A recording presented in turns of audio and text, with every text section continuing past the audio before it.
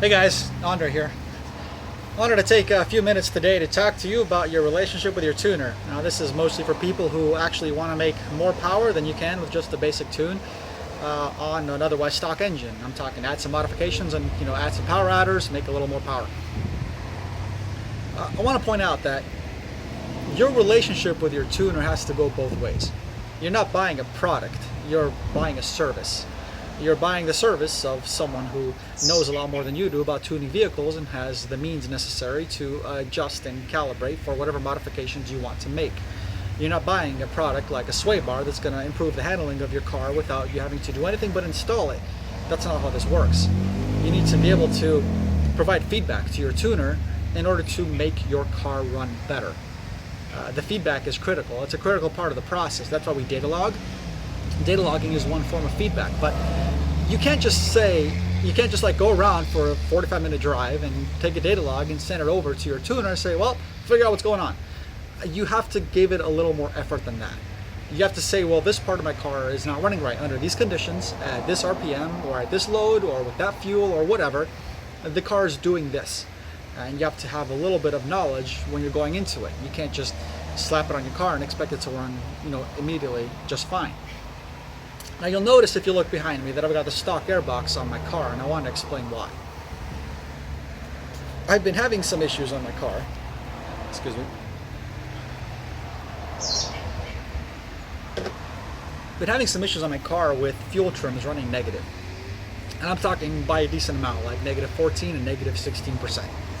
And that basically usually means that you've got a boost leak somewhere. And these cars are economy cars. These cars were made cheap. They're not Ferraris, they're not Corvettes, they're cheap cars. And as a result, you've got a lot of cheap parts that break and leak all the time. And so boost leaks are a pretty common problem.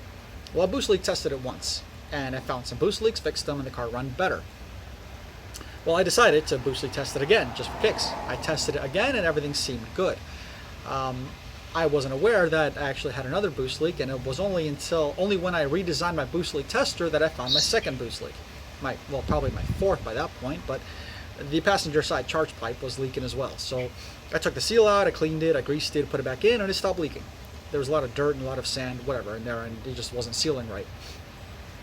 So I fixed that problem, and I was still getting some negative fuel trims. And in order to further diagnose my issue, I decided the best choice would be to put the stock airbox back on. And the reason why I did that is because a lot of the aftermarket intakes on these cars tend to skew the fuel trims a bit. And some by more than a little bit, but they tend to skew the fuel trims. I won't name any names out here, but just message me and I'll tell you which ones are the worst.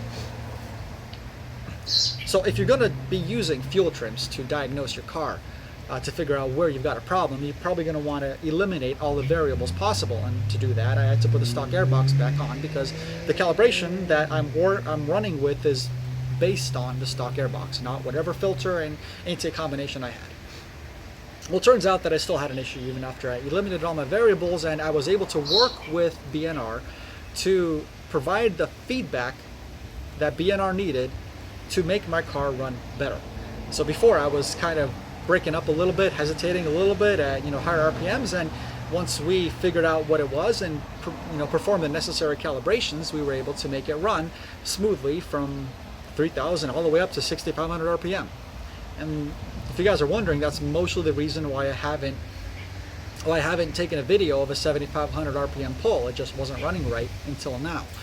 So chances are I'm going to be able to get that to you guys pretty soon.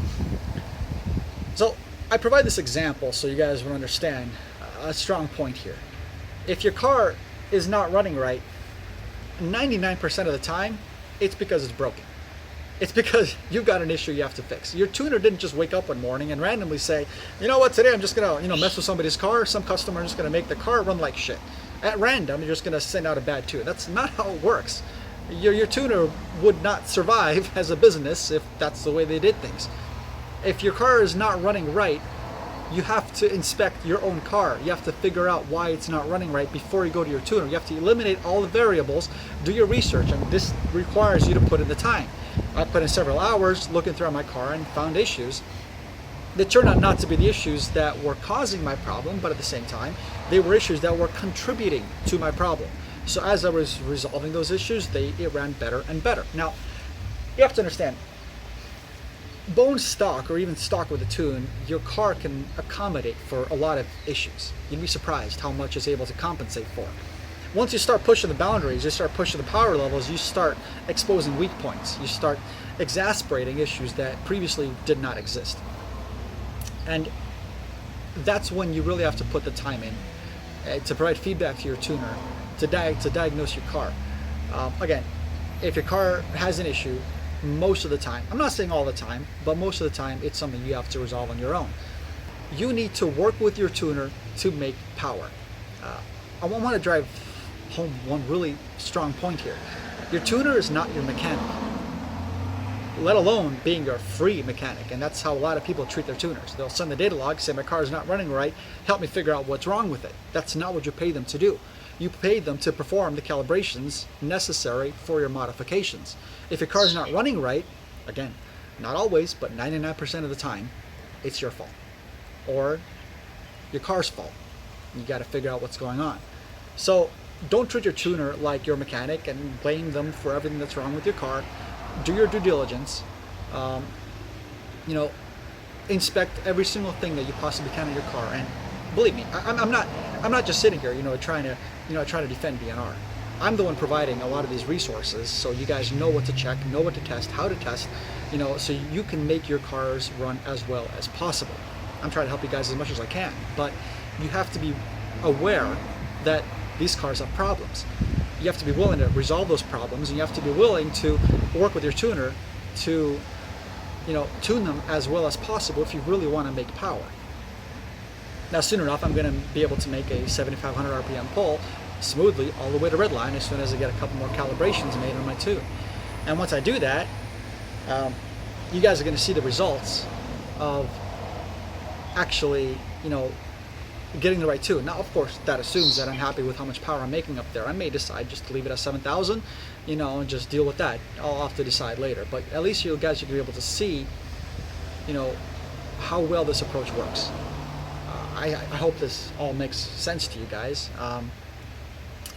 Again, because I'm just seeing a lot of people treat it as if it's the tuner or the tune that's the problem, when in reality these cars have a lot of issues that have to get resolved. Now, I'm going to try to make videos, I'm going to try to make resources, I'll make more threads, basically explaining what to check. We've got PCV issues, we've got vacuum issues, we've got boost leak issues, we've got issues.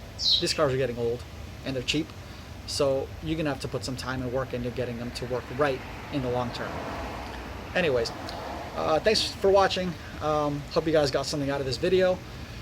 Subscribe to the channel, and well, happy wrenching.